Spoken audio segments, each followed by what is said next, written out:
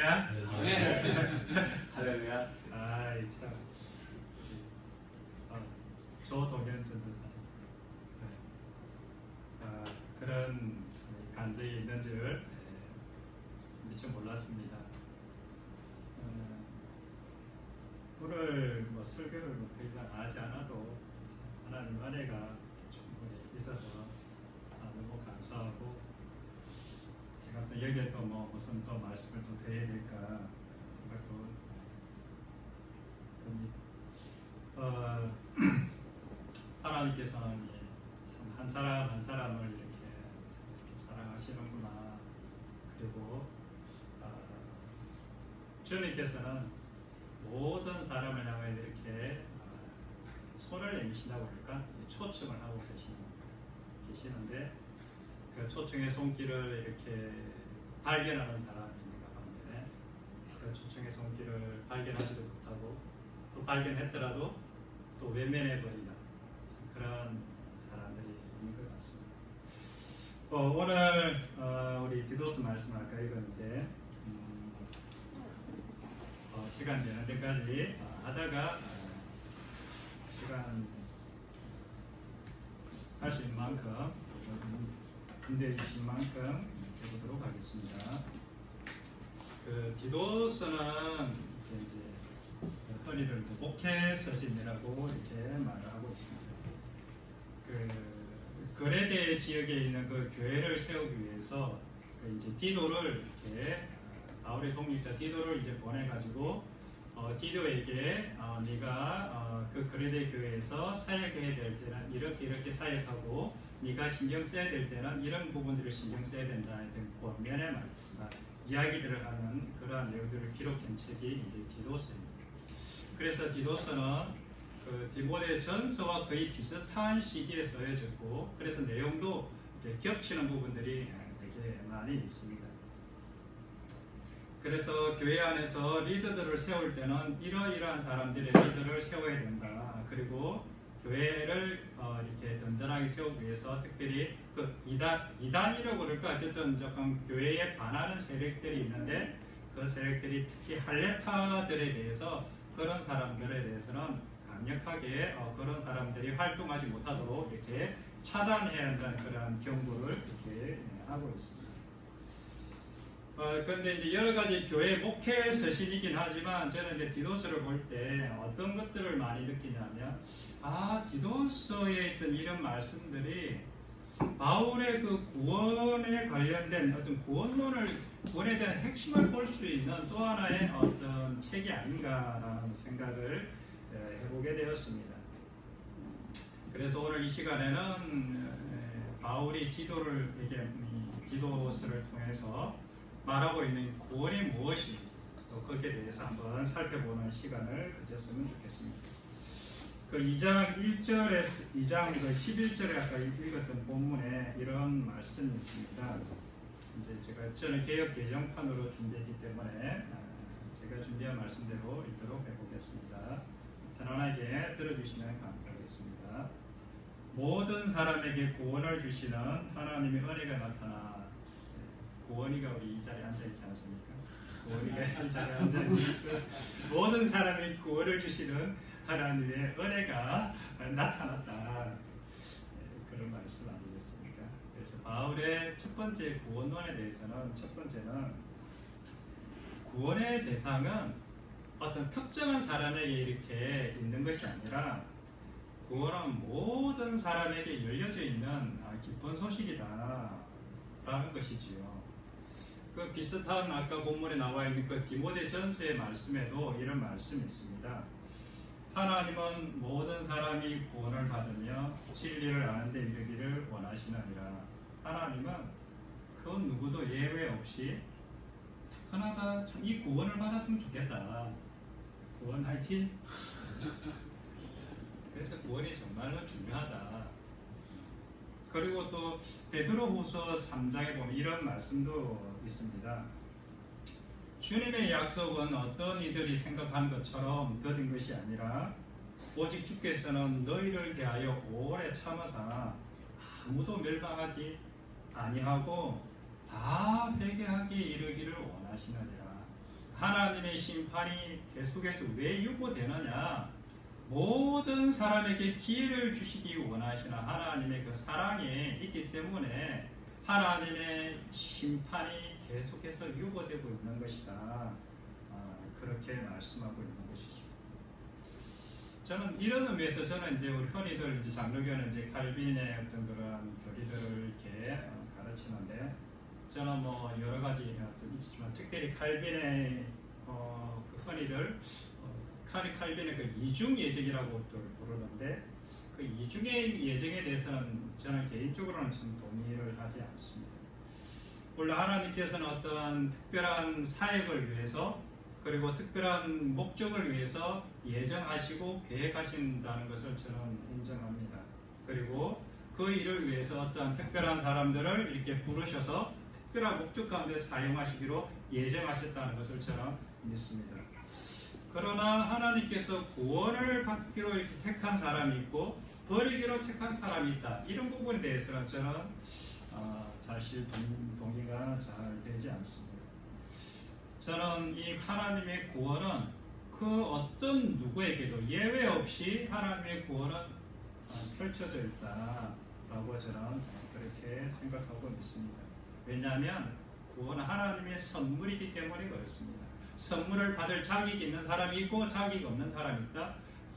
저는 그렇지 않다고 생각합니다. 그러나 하나님의 선물인 이 구원을 누구나 받을 수 있지만 그렇다고 해서 인간이 자기 스스로 그 구원을 노력이나 행위로 자기 의지로 그 구원을 쟁취할 수 있다라는 이런 뜻은 꼭 아닌 것입니다. 구원은 오로지 하나님의 전적인 은혜이고 하나님의 선물이기 때문에 그렇습니다. 우리 하나님은 어떤 분이시냐? 우리 하나님은 원수에게조차도 은혜를 베푸시는 분이 우리 하나님이십니다. 하나님께서 우리에게 네 원수를 사랑하라 이렇게 명령하지 않으셨습니까? 하나님께서 원수를 사랑하지 않으신데 자기들 자녀들 보고 너는 원수를 사랑해 라고 말할 수 있겠습니까? 결코 그럴 수 없지 않습니다. 부모는 이렇게 원수를 사랑하지 않는데 자식 보고 야, 네 밖에 나가서 네 원수를 사랑해 하고 말할 수, 물론 말은 할 수 있죠. 말을 할 수 있지만 얼굴이 좀 뜨끈뜨끈하겠죠. 우리 하나님께서 원수를 사랑하라 우리에게 명령하신 것은 하나님께서 원수를 사랑하시는 분이기 때문에 우리에게 그것을 요구하시는 것 아니겠습니까? 하나님의 은혜가 미치지 않는 곳은 이 세상에 한 곳도 없습니다. 내가 마음에 안 들어 이렇게 뭐 흔히 우리 한국에서는 굉장히 민감하지 않습니까? 뭐 진보냐, 그다음에 뭐 보수냐, 무슨 당이냐, 무슨 빨간 당이냐, 파란 당이냐. 하나님은 둘 다 사랑하십니다. 남한이냐, 북한이냐, 시진핑이냐, 또 내 마음 윤석열 대통령이 둘 다 사랑하시는 거죠. 희대의 살인마 심창원이다. 그 어떤 누구도 하나님의 사랑의 대상에서 예외인 사람은 없는 것입니다. 그래서 산상수훈 가운데 이런 말씀이 있지 않습니까? 하나님은 그 햇빛을, 태양을 선한 사람에게도 비추시고 악한 사람에게도 비추신다. 하나님께 내리는 그 비를 어려운 사람에게도 내려주시고 불이 어렵지 못한 사람에게도 동일하게 내려주신다. 이것이 하나님의 자비고 하나님의 은혜다. 하나님은 우리에게 이런 자신의 삶을 담기를 진심으로 바라고 있는 것, 그것 아니겠습니까? 이렇게 이러한 산상수훈에 비슷한 내용이 누가복음에는 이렇게 기록되어져 있습니다. 너를 사랑하는 자만을 사랑하면 무슨 칭찬을 받겠느냐? 죄인들도 자기를 사랑하는 자는 사랑할 줄 안다. 너를 선대하는 자만을 선대하면 칭찬받을 것이 무엇이냐? 죄인들도 그 정도는 하고 있지 않느냐? 내가 받기를 바라고 사람들에게 꾸어주면 무슨 칭찬이 있겠느냐? 죄인들도 되돌려 받으려고 꾸어주는 그 정도는 할 줄 안다. 너는 원수라도 사랑하고 선대하며 아무것도 바라지 말고 꾸어주라. 그리하면 너희 상이 클 것이고 지극히 높으신 네 아들이 될 것이다. 왜냐하면 그 아버지는 은혜를 모르는 자에게나 악한 자에게나 그 누구에게도 늘 자비롭고 인자하기 때문에 그 아들이 그 애비를 닮는 것은 당연한 것 아니냐. 아멘이시죠.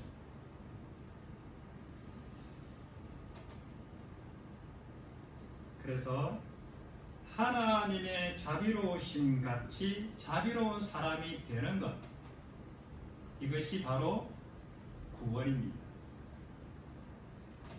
그러나 이 구원을 내 힘으로, 내 노력으로, 내 의지로 가능하냐? 성경에서는 불가능하다. 인간의 노력으로 원수를 사랑하는 것, 하나님의 그 자비로우심 같이 자비로운 사람이 되는 것 불가능하다. 그렇게 이야기하고 있습니다. 그래서 구원이 전적인 은혜입니다. 내가 하나님의 자비로운 것처럼 자비로운 사람이 되는 것은 가능한데 어디 안에서 가능하냐? 하나님께서 은혜를 베풀어 주셔야만 비로소 그런 사람이 될 수가 있는 것입니다. 하나님의 구원의 은혜는 누구에게나 열려져 있지만 그 구원의 효력은 아무에게나 미치지 않는다는 것이 문제인 것이죠. 잠언에 이런 말씀이 있습니다. 나를 사랑하는 자들이 나의 사랑을 입으며 나를 간절히 찾는 자가 나를 만날 것입니다. 그렇습니다. 하나님의 은혜, 하나님의 사랑이 내 소유, 내 안으로 들어오려면 뭐가 필요하냐? 하나님을 간절히 찾는 그 간절한 그 마음이 필요하다. 하나님을 간절히 찾을 때 그때 주님께서 나에게 내 마음의 문을 열고 찾아오시는 것이죠. 요한복음에도 자기 땅에 예수님께서 자기 땅에 오매 자기 백성이 영접하지 아니하였으나 영접하는 자 곧 그 이름을 믿는 자들에게는 하나님의 자녀가 되는 권세를 주셨습니다. 지금도 하나님께서 이 땅 가운데 하나님의 말씀이 곳곳에 퍼져나오고 있지만 그러나 영접하지 않는 자는, 예수 그리스도를 만나지 않는 자는, 예수님을 나의 정말 주인인 것을 깨닫지 못한 자는 그분을 영접하지 않을 것입니다. 그러나 그분이 나의 진짜 주인이고 나의 모든 것 되신다는 것을 깨닫고 믿는 자는 그분을 내 마음속에 받아들이게 될 것입니다. 그런 자에게 하나님은 하나님의 자녀가 되는 권세를 주셨다. 그 하나님의 자녀가 되는 권세가 뭐냐? 내가 하나님처럼 악한 자나 선한 자나 모든 사람에게 자비로운 사람이 되는 것, 그리고 선을 베풀 수 있는 사람이 되는 것, 그것이 하나님이 자녀된 권세가 되는 것입니다.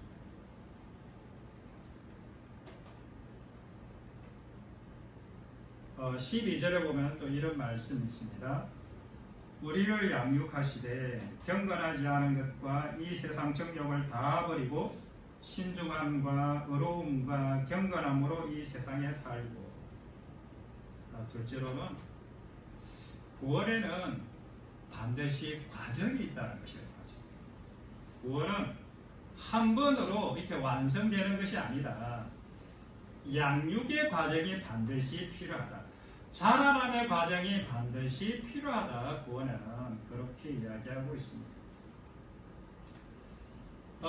베드로전서 2장에 이런 말씀이 있습니다. 갓난 아기들 같이 순전하고 신령한 젖을 사모하라. 이는 그로 말미암아 너희로 구원에 이르도록 자라게 하려 함이라. 갓난 아이들 같이요 순전하고 신령한 젖을 사모해라. 아이들이 배고프면 엄마 젖을 찾지 않습니까? 그래서 엄마 젖을 이렇게 빨면서 얼마나 행복해. 엄마 품 안에서. 그것처럼 그것이 뭐냐? 아이가 젖을 먹어야 자랄 것 알겠습니다. 그래서 우리가 그렇게 아기처럼 하나님의 말씀을 사모하고 그렇게 먹어야 우리가 점점 자란다. 그런 말씀 아니겠습니까? 골로새서 2장에 또 이런 말씀이 있습니다. 머리를 붙들지 아니하는지라 온 몸이 머리로 말미암아 마디와 힘줄로 공급함을 받고 연합하여 하나님이 자라게 하심으로 자라느니라. 이게 무슨 말이냐면 하나님의 자녀가 된다는 것, 구원받은 백성이 된다는 것은 그리스도라는 이 몸에 참여하는 건데 그 몸의 머리가 이제 그리스도고 우리가 그 머리 대신 그리스도의 지체가 되는 거죠. 그 지체가 됐는데 누가 자라게 하시느냐? 하나님이 자라게 하심으로 자라느니라. 하나님이 우리가 그리스도의 지체에 연합된 사람들을 하나님께서 어떻게 그냥 그 상태로 구원이 나 받았어 구원 끝이 아니라 하나님께서 이 사람을 점점 자라게 하십니다. 처음에는 내 곁에 있는 사람 사랑하기가 정말 조금밖에 사랑이 못했는데 이 사랑이 점점 자라고 자비와 온유도 점점 자라는 그래서 나중에는 많은 사랑을 품을 수 있는 사람으로 자라가는 이것이 구원의 과정의 필수적인 과정이죠. 이 자라나는 과정에는 내가 엄마 젖을 빨아는과 동시에 엄마 젖이 나를 자라게 해야 된다. 이것이 동시에 포함되어져 있는 것입니다. 그러니까 내가 스스로 자라가기 위해서는 내 스스로 엄마 젖을 찾는 것뿐만 아니라 그 자라가는 과정에는 내가 자라는 것이 아니라 엄마 젖이 나를 자라게 한다는 것을 우리는 기억해야 할 것입니다. 그래서 바울은 지금 디도에게 그레데 교회를 향해서 권면하고 있습니다. 그레데 교회 성도들이 믿음 안에서 잘 자라갈 수 있도록 무엇을 권면하고 있습니까? 거기서 일꾼들을 세워라. 자격을 갖춘 장로와 감독들을 세우고 또 여자분들에 대해서는 어떻게 하고 가족들은 어떻게 해야 되고 이런 모든 것들이 다 믿음 안에서 잘 자라갈 수 있도록 이렇게 권면하는 것 아니겠습니까? 그리고 세 번째로는 우리에게는 구원의 목표 지점이 있다는 것입니다. 자라난다고 해서 그냥 마음대로 막 자라는 게 아니라 그 자라남에 대한 그 방향과 목표 지점이 있다고 성경은 이야기하고 있습니다. 2절에 보면 우리를 양육하시되 하나님께서 우리를 양육하고 있는데 어떠한 모습으로 양육하고 있습니까? 경건하지 않은 것과 이 세상 정욕을 다 버리고 하나님께서 우리로 하여금 이 세상에서 경건하게 살아가는 삶으로 그러한 존재로 살아가도록 우리를 그런 방향으로 이끄시고 부르시고 계시는 것입니다. 네 삶 가운데 그리고 우리들 생활 가운데 경건하지 않은 모든 것들을 다 버리는 존재가 되도록 우리를 그렇게 부르시고 계시는 것입니다. 이 말은 무슨 말이냐? 이제 우리는 더 이상 이 세상에서 내 하고 싶은 대로 내 욕심대로 내 뜻대로 살아갈 수 없는 존재가 되었다. 그것이 불행인 것 같죠. 그렇지만 내 뜻대로 살아가는 것이 아니라 주님께서 아까 우리 이제 감정도 하셨는데 주님께서 나를 이끌어가는 그 삶, 그 삶을 사는 게 가장 행복한 삶이라는 것을 아시게 될 것입니다.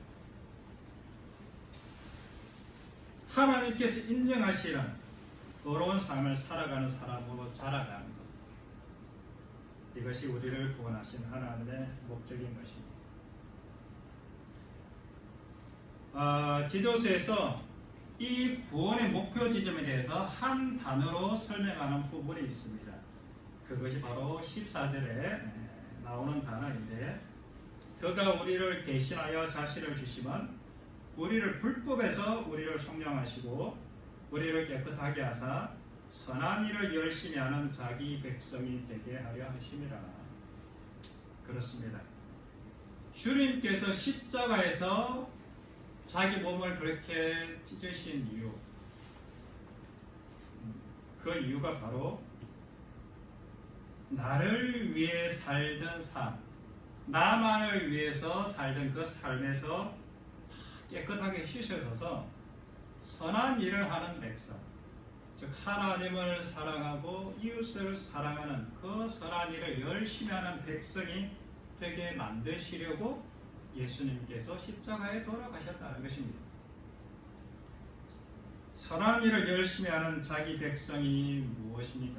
무엇을 뜻하는 것입니까? 마태복음 표현을 하자면 선한 일을 열심히 하는 자기 백성을 마태복음 표현하자면 세상의 소금이요 세상의 빛된 존재로서 살아가도록 그런 존재로서 만드시는 것, 이것이 하나님의 구원의 목표 지점인 것입니다. 이같이 너희 빛이 사람 앞에 비치게 하여 그들은 너희 착한 행실을 보고 하늘에 계신 너희 아버지께 영광을 돌리게 하라. 선한 일을 열심히 하는 자기 백성이 되는 것, 그것이 바로 뭐냐면 우리 안에 행한 우리를 통해서 나타나는 그 착한 일을 통해서 누가 영광을 받으시느냐? 하나님 아버지께서 영광을 받으시는 그러한 사람이 되도록 우리는 그렇게 착한 착한 그 삶을 살아가는 존재가 되게 하는 것. 이것이 바로 하나님께서 우리를 구원하신 예수님께서 십자가에 돌아가신 목적이 되는 것입니다. 이 착한 행실 그리고 선한 일을 열심히 하는 자기 백성이 되는 것, 이것은 성경 곳곳에 우리들을 향해서 착한 백성이 어떤 사람인지 선한 일을 열심히 하는 백성이 어떤 사람인지에 대해서 곳곳에 설명을 하고 있습니다. 근데 이것을 한꺼번에 싹 마태는 쫙 모아놨죠. 어디에? 산상수훈에다가 하나님을 믿는 백성의 삶은 이러한 삶이다 라고 쫙 모아놓은 게 산상수훈 아니겠습니까? 그래서 이 산상수훈에 나오는 가르침, 예수님의 그 가르침의 행실들을 예수님께서 뭐라고 하시느냐? 그 가르침대로 살아가는 그 존재를 바리새인과 서기관들보다 더 나은 의를 가진 사람이 된다, 이렇게 말씀하고 있습니다. 바리새인과 서기관들보다 더 나은 의를 가지지 않은 자는 성경에서는 결코 천국에 들어갈 수가 없다, 우리에게 무서운 경고를 하고 있지 않습니다. 서기관들과 바리새인보다 더 나은 의를 가진 존재가 되는 것, 이것이 무엇입니까? 그것은 성경의 산상수훈에 나와 있듯이 하나님 아버지께서 모든 사람에게 구원을 주신 하나님 은혜가 나타나서 우리로 하여금 원수까지도 사랑할 수 있는 존재로 만드시겠다는 것이 아버지 하나님의 뜻인 것입니다. 이것이 우리를 구원하신 진정한 구원의 목표인 것입니다. 여기 이 지점까지 자라게 하시는 것, 이것이 하나님의 지금도 우리를 향한 하나님의 열심이고 하나님의 우리를 향한 소원인 것입니다. 이것을 위해서 하나님께서는 오늘도 우리와 함께 동행하시고 오늘도 우리와 함께 역사하시는 것입니다. 원수가 누굽니까?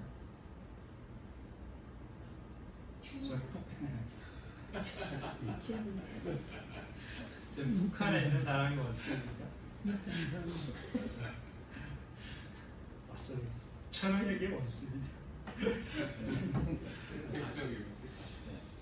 맞아요. 집안에 있는 그 누군가가 사실은 원수일 수가 있어요. 아마 같이 일하는 그 사람이 제 원수 같은 사람 아닙니다. 네.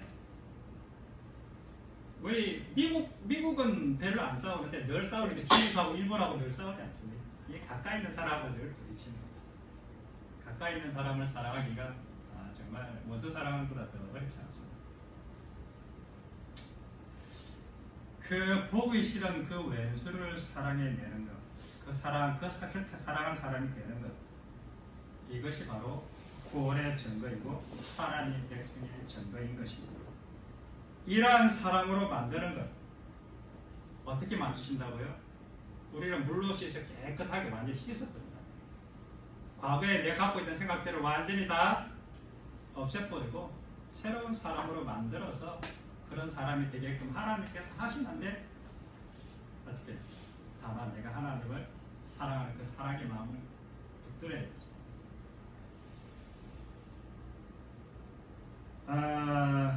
진짜 말 안 듣는 그 왼수를 사랑한다는 게 인간의 힘으로 되겠습니까? 우리 오늘 이렇게 만나신 80평생을 이렇게 살아오셨는데 정말 존경스럽습니다. 80일 이상 이렇게 참 사신다는 게 쉽지 않습니다. 얼마나 많은 인생에 그런 참 시련과 아픔과 그런 것들이 다 있습니다. 그걸 다 견디고 어쨌든 지금까지 살아오신 거 아니겠습니까? 나의 의지와 결단으로 내 옆에 오늘 왼수를 그래 사랑해봐야지 한다고 해서 내 사랑이 그 쉽게 될 것 같으면 예수님께서 십자가에 돌아가실 이유가 없지 않겠습니까? 네, 인간의 힘으로는 사실은 불가능하다. 성경은 그렇게 이야기하고 있습니다. 그러니까 내 힘으로 사랑하려고 했던 그것을 때려 놓으셔야 할 것입니다. 그래서 성령께서 이 땅에 우리에게 찾아오신 것입니다. 성령을 받으셔야 합니다. 성령께서 내 안에 역사하실 때라야 비로소 나는 원수도 사랑할 수 있는 그 씨앗이 내 안에 들어오게 되는 것입니다. 성령께서 내 안에 들어오시려면 어떻게 해야 되냐? 아까 우리 조동현 선수가 넥타이로 좀 죽으려고 했다고 그러는데 맞아요. 내가 죽어요. 죽음을 통과하지 않고서는 이 성령께서는 내 안에서 역사하실 수가 없습니다. 내 존재가 죽어야 비로소 성령께서 내 안에서 역사하시는 것입니다. 내가 죽고 예수가 내 안에 살게 될 때 비로소 나는 성경에서 말하는 율법의 완성을 이룰 수 있는 사람이 되는 것입니다. 비로소 십자가의 사랑을 실천할 수 있는 사람으로 바뀌어지게 되는 것입니다. 이것이 예수님께서 십자가에서 피를 흘리신 목적이고 우리를 구원하신 목적인 것입니다. 하나님을 닮은 자녀가 되는 것, 악한 자와 선한 자에게 햇빛과 비를 골고루 내려주시는 그 하나님의 자비하심을 담는 자녀가 되는 것, 이것이 우리를 구원하신 목적인 것입니다. 교회만 다닌다고 천국문이 열려지는 것이 아닙니다. 이렇게 하나님을 닮은 자라야 천국문이 활짝 열려지게 되는 것입니다. 왜냐하면 그러한 자들이 구원받은 진짜 하나님의 자녀이기 때문에 그렇습니다. 그래서 성경에서는 그들의 열매를 보고 내가 그들이 누구인지를 알겠다 이렇게 말씀하고 있는 것입니다. 네가 어디에 소속되어 있는지, 네가 진짜 하나님 나라의 백성에 소속되어 있는 자인지 아니면 여전히 나와 관계없는 자인지를 무엇을 통해 알려주느냐? 우리를 예배 드린다고, 찬양을 드린다고, 이렇게 전도를 한다고 하는 것으로 되는 것이 아니라 네가 하나님을 진짜 닮았느냐, 하나님의 정말 그 영을 진짜 가지고 있느냐, 네가 그 영을 가지고 있다면 이 삶 속에 그 증거가 나타날 건 아니겠느냐, 이렇게 말하고 있는 것 아니겠습니까? 우리 같이 기도하겠습니다. 살아계신 하나님 아버지, 한 사람 한 사람을 주님 찾아오셔서 하나님 그 큰 사랑을 우리에게 알려주시고 깨닫게 해주시고서 오늘도 하나님께서 일하시고 열심히 우리를 향하여 찾아오시는 그 아버지 하나님 감사를 드립니다. 자격 없는 저희들입니다. 하나님 주님, 주를 나를 사랑하는 자들이 나의 사랑을 입으며 나를 찾는 자가 나를 만날 것이라 하셨습니다. 하나님 우리 심령 속에 날마다 이 세상을 바라보는 것이 아니라 나를 구원하신 주님을 바라보고 주님 앞에 무릎을 꿇고 하나님의 은혜를 사모하고 주님께서 허락하신 그 구원의 길, 그 길을 향하여 걸어가는 저희를 기대하여 주시옵소서. 감사드리며 예수님 이름으로 기도드렸습니다.